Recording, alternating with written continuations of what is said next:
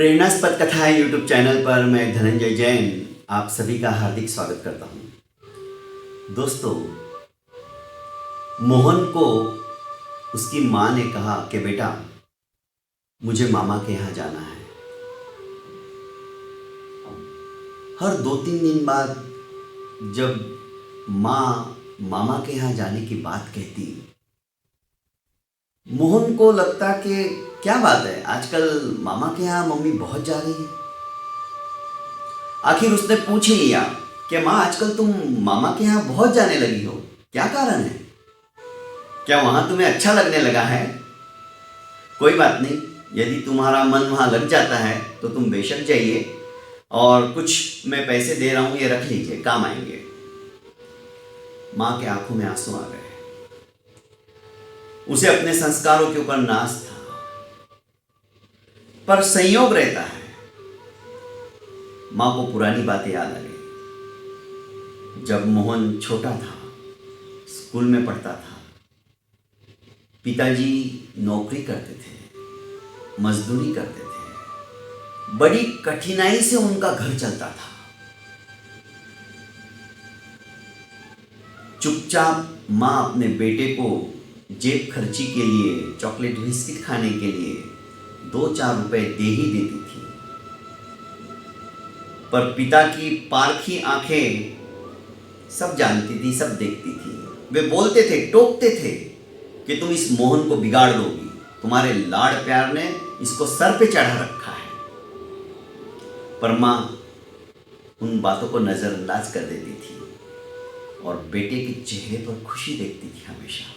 वही सब कुछ याद आ गया जब मोहन ने उसके हाथ में कुछ पैसे दिए, कुछ रुपए दिए। खैर, मां चली गई। सायंकाल को जब मां वापस आ जाती थी, क्योंकि मोहन भी सवेरे जाता था, तो रात को ही घर पे आता था, समय नहीं दे पाता था अपनी मां को, पर वो मातृभक्त था। पीछे क्या हो रहा है उसे कुछ पता नहीं। मोहन की शादी हो चुकी थी, पत्नी थी, 2 छोटे छोटे बच्चे थे, पर पत्नी अपनी सास को तिरस्कृत करती थी। सास कभी भी उसे कुछ अच्छे के लिए टोकती थी, कहती थी, तो उसे बहुत बुरा लगता था। स्वच्छंद विचारों वाली थी, क्योंकि बुढ़ापा जो है उनका एक्सपीरियंस रहता है, वो अपने अनुभव की बातें हमें बताना चाहते हैं, पर हम है कि हम सोचते कि हमारे जैसा कोई नहीं, हम ही होशियार है। ऐसा नहीं होता है। उन्होंने बहुत सारी ठोकरें खाकर उनको जो अनुभव हुआ है वो हमें बताने की कोशिश करते हैं, वो हमें साझा करने की कोशिश करते हैं, पर हमें मंजूर नहीं होता है। धीरे धीरे धीरे परिवार से वो कटने लगी, एकाकीपन महसूस करने लगी। फलस्वरूप एक दिन मोहन ने सोचा कि रोज रोज हर 2 दिन बाद ये मामा के यहाँ चले जाते, आखिर क्या है। एक दिन मां का उसने पीछा किया। मां रेलवे स्टेशन के पास जाकर एक घने पेड़ के नीचे एक छोटी सी बेंच थी, उसके ऊपर बैठ जाया करती थी और पूरा दिन वहां पर अपना व्यतीत करती थी। दूर से ही मोहन देख रहा है, मामा के यहां नहीं जाकर ये तो यहां पे आके बैठी हुई है, आखिर क्यों? इतने में एक वृद्ध वहां पे बैठा हुआ था। उसने कहा, भाई किसे देख रहे हो? तुम उस वृद्धा को देख रहे हो क्या? हाँ, ये यहां पर अक्सर आया करती है। सुनो, बच्चा और बूढ़ा एक जैसा होता है।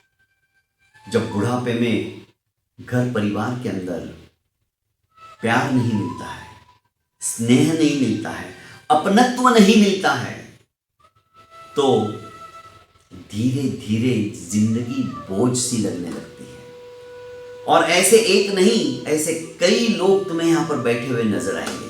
वे अपना एकाकीपन यहां पर व्यतीत करना चाहते हैं, अकेले में व्यतीत करना चाहते हैं, निसर्ग के साथ व्यतीत करना चाहते हैं। मोहन देखता ही रह गया। बहुत सोचा उसने, क्योंकि मां ने अभी तक मुझे कुछ भी कहा नहीं, घर में इतना सब कुछ हो रहा है, इतनी उपेक्षा हो रही मां की, इसीलिए मां मामा का नाम करके घर से चली जाती है, पर मामा के यहां पे भी नहीं जाती। उसने एक निश्चय किया, आज के बाद मैं देखता हूं, बारीकी से देखने लगा। पत्नी उपेक्षा करती थी, छोटे बच्चे भी मां के रूम में नहीं जाते थे, ना ही कोई बात करता था। उसने अपना निश्चय दृढ़ कर लिया, प्लान बनाया। घर पे आता, अपने काम में व्यस्त रहता, किसी से बात नहीं करता, ना बच्चों से बात करता, ना बीवी से बात करता। 4 दिन बीत गए, सब परेशान हो गए। आखिर पत्नी ने कहा, तुम ऐसा क्यों कर रहे हो, हमारी उपेक्षा क्यों कर रहे हो? तब पति ने समझाया, वो मेरी मां है, आज जो कुछ हूं उसी की बदौलत हूं, पर तुम उसकी उपेक्षा करती हो। अरे मां तो मां होती है, आज तुम्हारी मां के साथ यदि ऐसा कोई करे तुम्हें कैसा लगेगा? भांति भांति से उसने अपनी पत्नी को समझाया, बच्चों को समझाया। ऐसा नहीं कि बच्चे इतने छोटे थे, समझदार होते, आज तो बच्चे अपने भी बाप है। एंड्रॉइड फोन उनके हाथ में देखो, देके हम जो जो नहीं जानते वो सब कुछ जानते हैं। अरे हमें वो सिखाते हैं, ऐसा नहीं पप्पा ऐसा करो। बच्चे बहुत होशियार होते हैं, बच्चों की ग्रास्पिंग पावर जो है हमसे कई गुना ज्यादा है, इंटेलिजेंट होते हैं। दोस्तों, विविध भांति से उसने अपने पत्नी और बच्चों को समझाया और कहा कि इनके पास जो है खजाना वो किसी के पास नहीं है, इनका अनुभव हमें सिखाएगा। बच्चों को उनके पास भेजा कर छोटी छोटी कहानियां सुनाया करेगी वो, जिससे बच्चों को संस्कार मिलेंगे। भांति भांति से समझाने के पश्चात सबको समझ में आ गई और कहा, यदि तुम इस तरह से करोगे तो मैं तुमसे बात करूंगा, वरना मेरे को भी कोई जरूरत नहीं। पत्नी ने अपनी गलती समझकर दोनों कान पकड़े और पतिदेव से कहा कि आज के बाद आपको कोई शिकायत का मौका नहीं मिलेगा। आखिर जैसे ही मां शाम को घर पे लौटी, बच्चे भागकर दादी को लिपट गए। दादी दादी आज कुछ कहानी सुनाओ ना, बहुत दिन हो गए। पत्नी भी आई और सासू मां के पैर छूते हुए कही कि मां मुझे माफ कर दो। कहानियों का दौर चला, 1-2 घंटे कब बीते, मानो जो सूखा वृक्ष हो चुका था वो पुष्पित एवं पल्लवित होने लगा। प्रेम के अंदर वो ताकत है, स्नेह के अंदर वो ताकत है। अपनापन जहां होता है वहां पर सब तरह की दुविधाएं समाप्त हो जाती है। दोस्तों, घर के अंदर खुशहाली लौट आई। 50 दिन हो गए, 60 दिन हो गए, अर्थात 1-2 महीने व्यतीत हो गए, कब पता ही नहीं चला। बेटे ने कहा, मां आजकल तुम मामा के नहीं जा रही हो? मां ने कहा, मेरा घर ही इतना स्वर्ग सा सुंदर है तो मैं अब कहीं नहीं जाऊंगी। दोस्तों, यही चीज हमारे घर परिवार के अंदर होनी चाहिए। बूढ़ों का, अपने माँ बाप का तिरस्कार मत करो, उनकी भावनाओं को समझने की कोशिश करो, क्योंकि एक दिन हम भी बूढ़े होने वाले हैं। जैसा व्यवहार हम उनके साथ कर रहे हैं वैसा ही हमारी औलाद, हमारे बच्चे हमारे साथ करेंगे। ये बात हमेशा ध्यान रखिए। बहुत बहुत धन्यवाद। प्रणाम।